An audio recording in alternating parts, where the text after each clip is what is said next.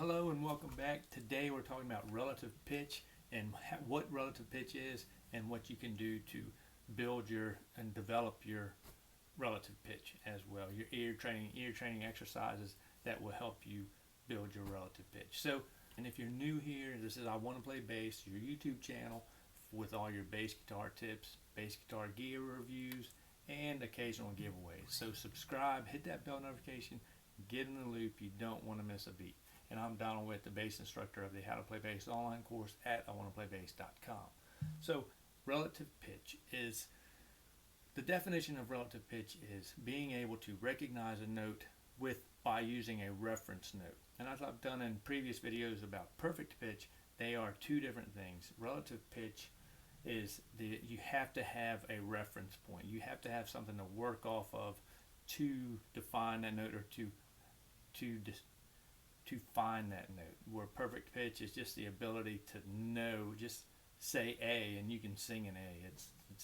That's perfect pitch right there. People are born with that.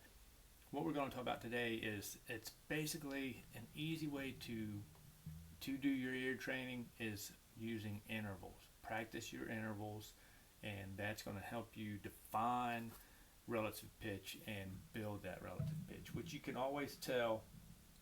Just get familiar with the intervals, the major thirds.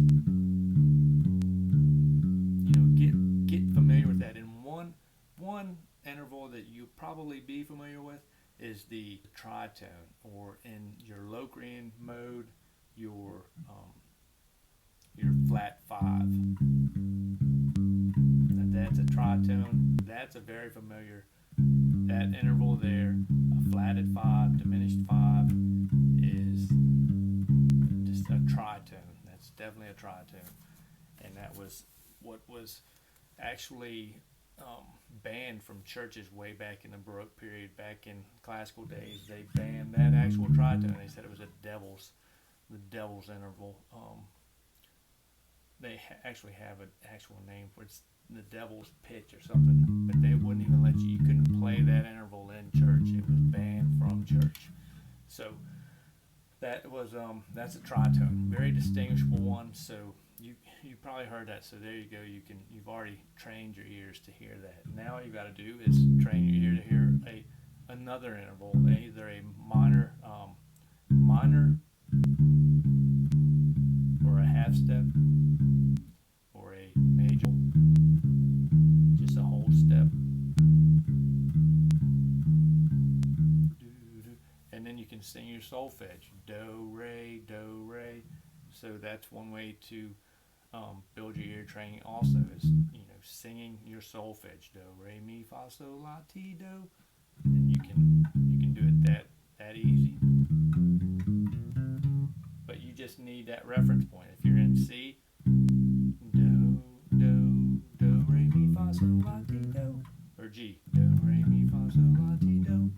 And that's one way to learn it. And as you develop that, you can start hearing the chords ring, and then you know that that's a major third right there. This is a fifth, a perfect fifth. When you hear that, and the perfect fourth, you can hear that. And then the nice major sixth interval, and the little dissonant, the minor sixth, little dissonant there. And you've got your seventh.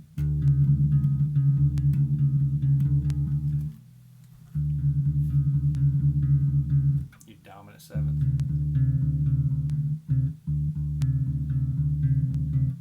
And then your octave. So just practice those intervals. If you have a piano, that's even better. Sit down and listen to each note.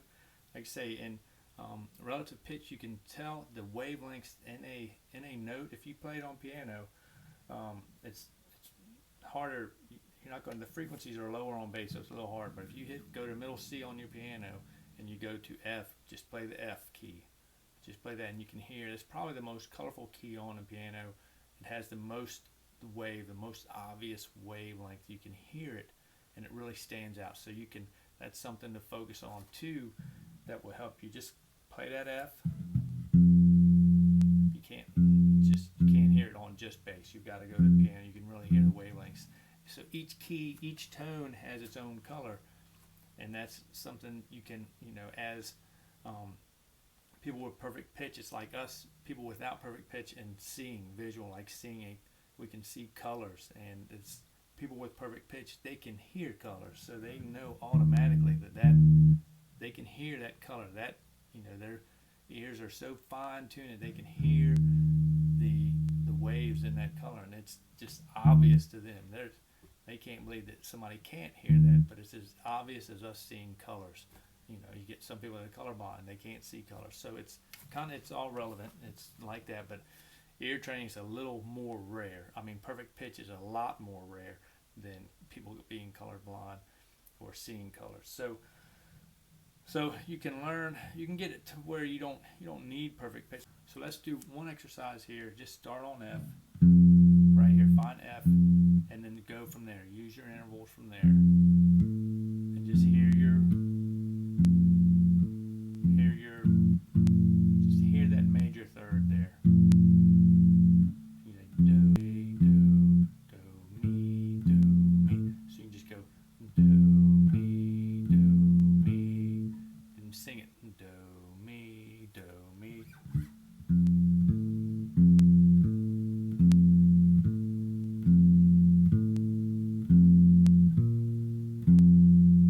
But mix it up. Don't just go straight up, because you'll be kind of cheating. So just mix it up. Major sixth, dominant seventh,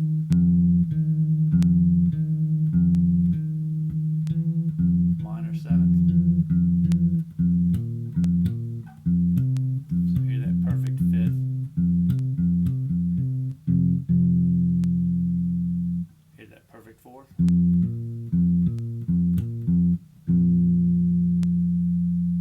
Hear that.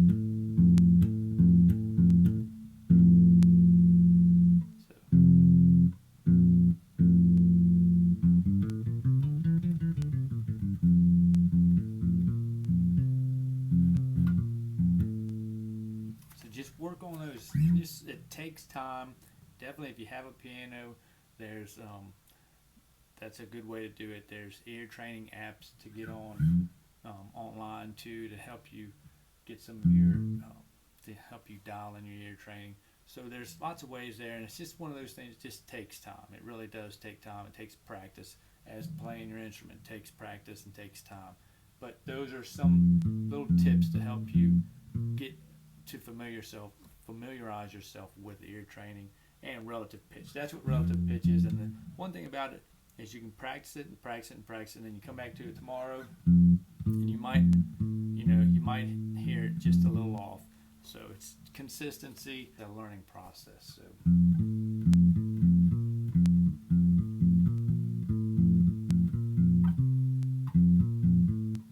And sit down and figure out songs, and as you go through that, your ears will get better for sure. It still might be hard to sit down and play a D major chord on piano, and without knowing it's a D major chord, let somebody play it for you, and then you recognize it all. You can work up to that point, but that takes a good bit of time and effort. But you can do it, and it's fun. So you can sit down and do your own compositions. You can write these chords out, and you can kind of hear them in your head. You're going to have an idea of what's going to come up next and how to do that, instead of sitting down to piano and then doing it. It can save you time. It takes time, but you definitely want to be able to improvise and stuff like that. So you want to be able to hear these notes as you're playing them. Kind of like bass players, you see them scatting. They're singing out the notes as they're going. They hear these notes. That comes from ear training, and you can get there. That's not quite the level of hearing the D major chords. Somebody plays D major chord, and then you dial out every chord tone in there without knowing what it is. It's not quite that level, but scatting, you can hear that. Just what you want to sing, what you hear in your head, you can bring it out on bass. That comes a little sooner. It takes a little work as well, but you can get there as well. So that's a good one, and just comes with experience. And you're hearing, you know, you're hearing these notes. These are over and over. Look at the patterns, and you're hearing, you know, you're hearing the same stuff over. Just how the timing, the rhythms, the phrasing, and everything is what changes. So, you know, this note's there. You know, there's 12 notes. You know, so that's all it is. It's not a whole lot, but you know, you just got to work at it, work at it, work at it, work at it, and just realize you're a master, and that's it. All right. So if you got some value out of this, help me help you. Hit that like button, and I'll catch you all on the flip flop in the next video. So bye for now.